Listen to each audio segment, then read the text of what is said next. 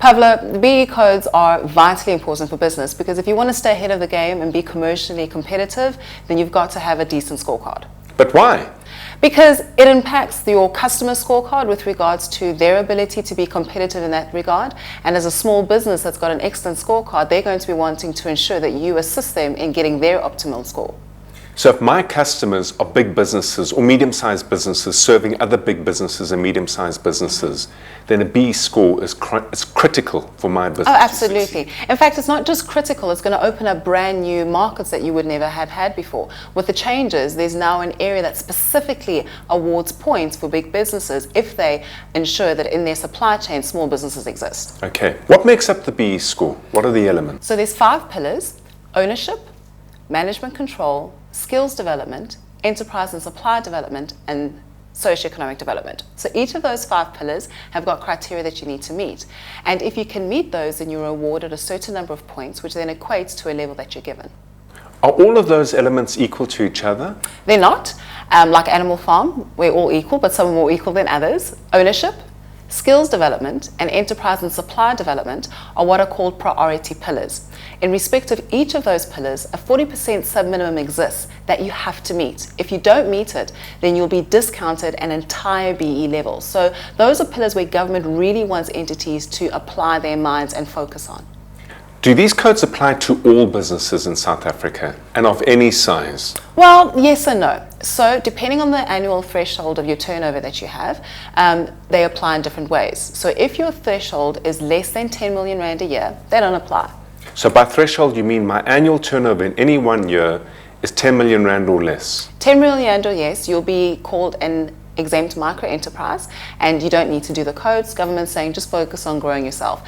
If your annual turnover is between 10 and 50 million, you're what are called a qualifying small enterprise, and you have to comply with all 5 of the pillars. However, in relation to the priority pillars, you only need to comply with 2 as priority pillars and not all 3.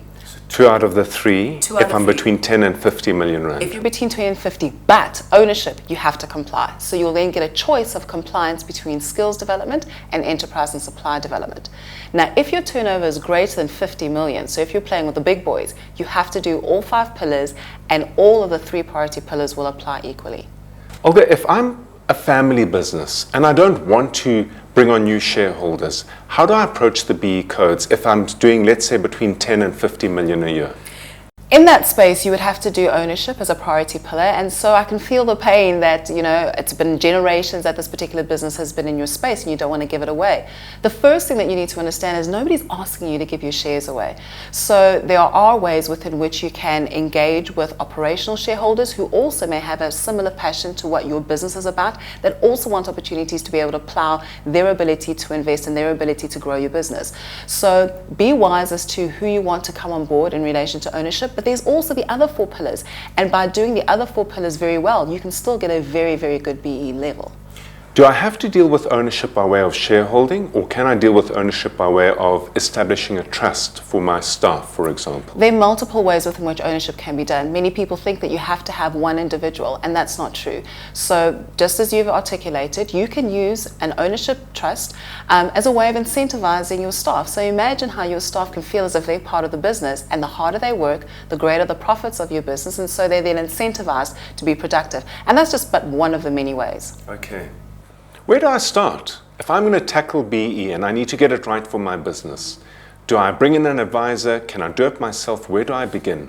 Well, first of all, you want to get it right, because if you don't get it right, it's going to be an expensive exercise and you're going to become disheartened when you should actually use it as a way, like we mentioned earlier, of actually growing your business. So my advice is don't try and do it on your own. Get an expert on board, but a trusted advisor who will show you the ropes, who has an understanding as to what's going on in the market, and that will ensure that whatever activities that you do, whatever initiatives you do, not only benefit you underneath one pillar, but enable their BE strategy that you imply to actually assist and further the growth of your entire business.